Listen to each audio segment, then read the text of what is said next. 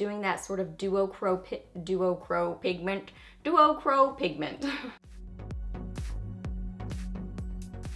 Hey guys, welcome back. So got a video for y'all today all about these two palettes right here from Bad Habit.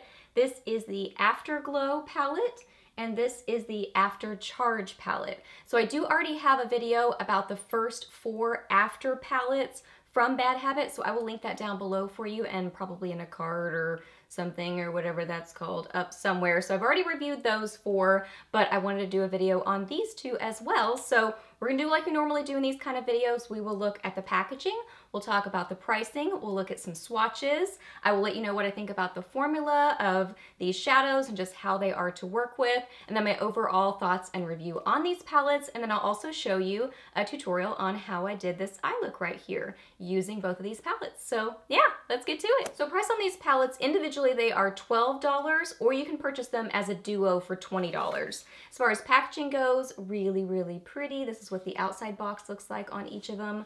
Mine already looks dirty. It's probably got face oil or something on it, but it's really pretty packaging and it's kind of raised. So I love the packaging on this whole collection. It's really, really beautiful. And then the actual palettes are the same sort of scenario, that sort of raised lettering on it. Just a beautiful look to them. They kind of have that, like, I don't know, that ombre sort of a look to them. This one's more on the purpley side. This one is more on the orangey side. As far as what you're getting in each of these palettes, this one, the Afterglow, is a very warm tone palette, and this one is very orangey, yellowy, warm toned. I want to show you in comparison to the After Dark palette, which is already out and in the collection.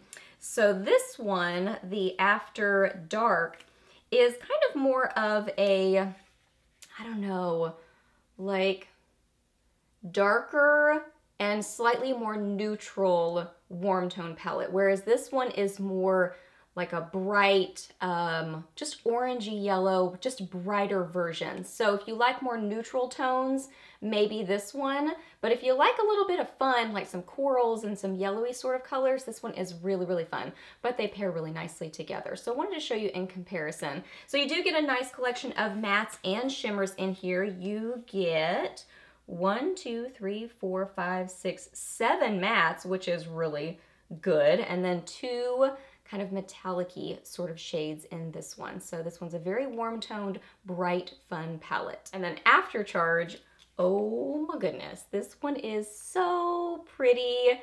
So this is a palette of all metallic-y, shimmery, duochrome sort of shadows. So I really would say that this is more of a companion palette, unless you are specifically going for that super artistic, all shimmery sort of an eye look, which is probably pretty rare. You're really gonna need to pair this with some other shadows, some mattes in your collection. So this is really that kind of companion, fun sort of a palette, and it's really not neutral at all. It's very colorful. Even the kind of pinky sort of shades are just that duochromy, artistic sort of a shadow. So it's really that companion palette, that artistic palette, that colorful palette of all metallic-y, duochromy sort of shadows. So fun. Now for some swatches, we're gonna start with Afterglow, the fun, warm-toned, orangey, yellowy sort of a palette. So starting on the top row of the palette, top left side, this is Glimmer. This is Luster, a metallic-y shade. This is Blossom, Dazzle, Bloom. That one is such a fun, corally sort of color. It's just a bright, happy color, like a watermelon. This one is Glint. This one is Illuminate, Brilliant, another metallic-y shade, and Beam.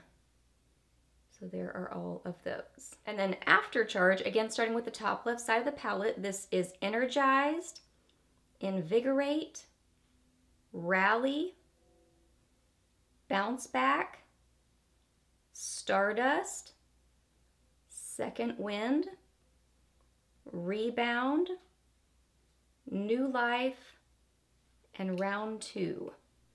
And my hand was a little bit damp from using a makeup remover, so you can kind of see that these really come alive when you use some kind of a setting spray or something. So that's the way that I like to use them. They are really pretty by themselves, but just with a little bit of setting spray, it makes them even more metallic-y. This one right here is a little bit of a problem child. I hadn't played with that one yet. I'll have to play with it on my eyes to see that is Stardust. And it's a really pretty shade, but it seems a little bit crumbly, especially crumbly. So that one right there might be a little bit of a problem, but look how pretty and duochromy these are. Now talking about the formula on these shadows. So the mattes in Afterglow, much like the other Bad Habit Beauty matte shadows, they are a soft formula, so they do kick up a lot of product in the pan especially, and you really have to tap off your brush, because if you don't, you are going to have a lot of fallout. It's just going to be more difficult to work with. So just know that they are a soft shadow formula, so you don't need a lot of product. Tap off your brush, but they are very pigmented. So you'll see in the tutorial, I mean, they really build up very beautifully. So they're absolutely workable. They're really pretty on the eyes. They're just a soft formula. So that's the mattes. And then as far as the metallic-y shades, so the metallic-y shades in here are not super different than in here, but they're a little bit more of a, like, I don't know, just that traditional metallic sort of a formula, whereas these seem to be a little bit more loosely packed. Not all of them, but I noticed it with a couple of them. I think it's probably just having to do with the formula of doing that sort of duochrome pigment. Duochrome pigment. I don't know, I've never made makeup before, but these seem slightly different, but not by a lot. So they are that metallic-y sort of a shadow, but they're a little bit more loosely packed. So they are workable if you use them dry, but you'll absolutely want to use a little bit and build it up, and you'll definitely need to tap off your brush. But I just think that they are so much easier to use if you just use some kind of a setting spray. Go ahead and get the product on your brush, spray it with some setting spray. That really makes that metallic-y sheen come out, and I think helps with some of that just looseness to them. I mean, I've noticed this across a lot of different brands. If it's just that kind of slightly more loosely packed, metallic-y, shimmery duochrome shadow, I almost always use a setting spray with them, just because it makes them come alive more, and it makes it easier to build them up and to work with. So that's how I would use them. So that's what I would say about the formula on these, is that you might want to do a little bit of tweaking as far as that goes when you use them. So overall thoughts on these palettes, I really like them. Now this one, the Afterglow, it's not really necessarily unique. I do think it's a really pretty palette, but there have been a lot of these sort of shadows coming out, especially in recent years. I mean, warm tone palettes are always popular. There's a ton of warm tone palettes out there, but these sort of like yellowy, watermelon, corally, burnt, rusty sort of colors have really been popular in recent years. So there is a lot of this happening in palettes. So if you like these sort of colors, you probably have some of them already in your collection. So I do think this is a very nice palette. It creates really beautiful eye looks. But if you already have these sort of colors in your collection, I don't know that this one is necessarily a must-have, but it is a nice palette. This one though, I absolutely love.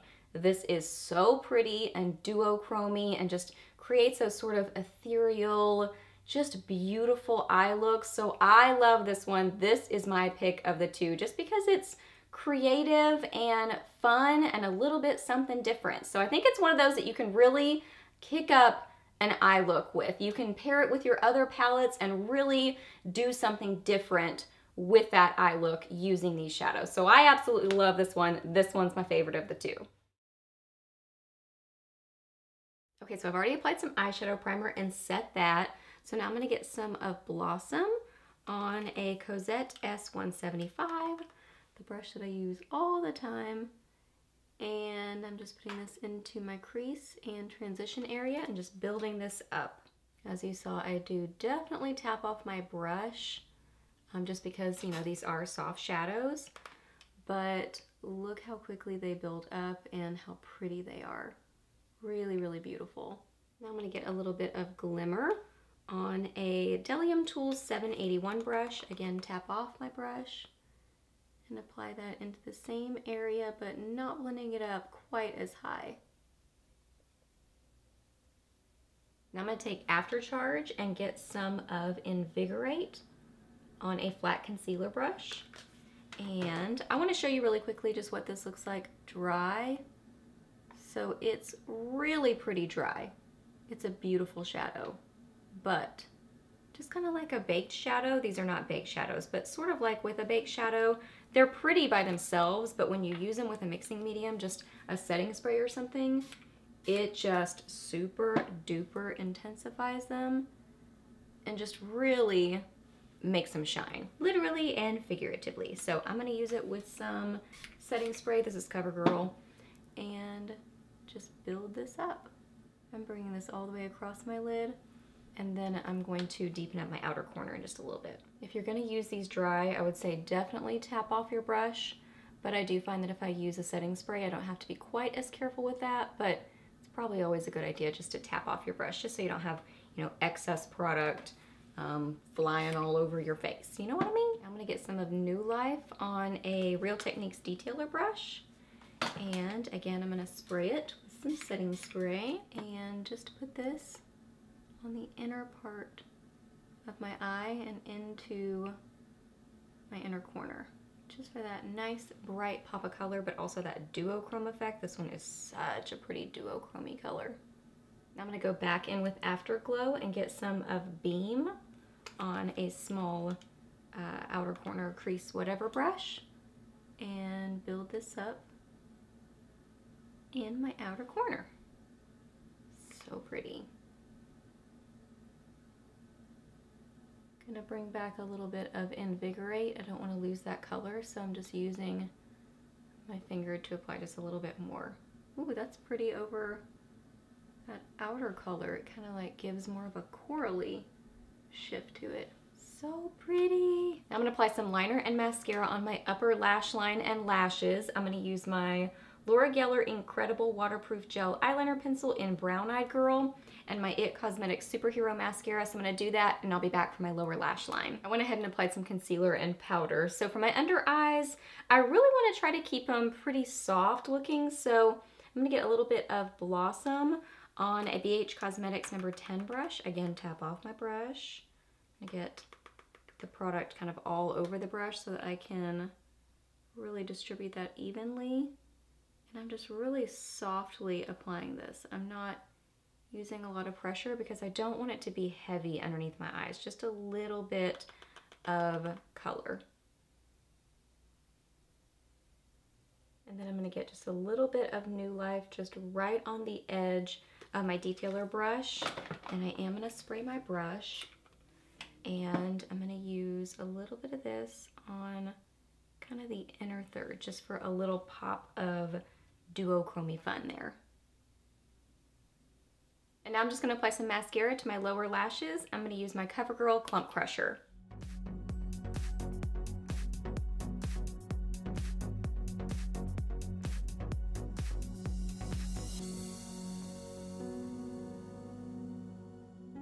Alright guys, so that wraps up this video. So I hope that you really enjoyed it and I hope it was helpful for you. Please do a thumbs up if it was, and let me know down below if you've tried out these palettes. What do you think about them, or if you just eyed them online? Which one is your favorite of the two? Ask me any questions that you have. I'm happy to answer those. Please subscribe to my channel if you're not already, and I'll see you in my next video. Bye!